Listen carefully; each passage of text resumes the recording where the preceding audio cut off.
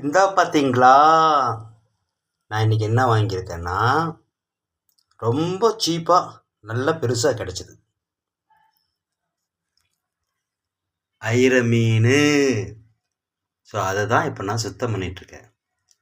எப்படி சுத்தம் பண்ணுறது பார்க்கலாம் வாங்க.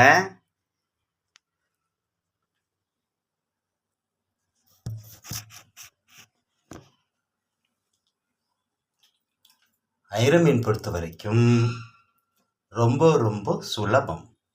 செதில் அதிகமாக இருக்காது. இங்கே பாருங்கள், செதில் அதிகமாகவே இருக்காது.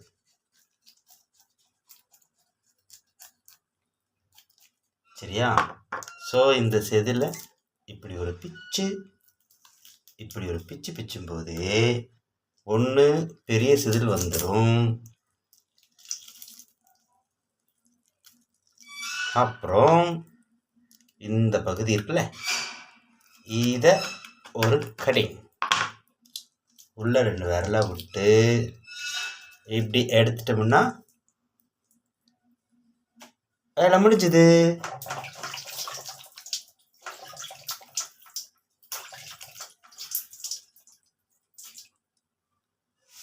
எப்படி? ஸோ ஐர மீன் ஈஸியாக சுத்தம் பண்ணியாச்சு. பாய்.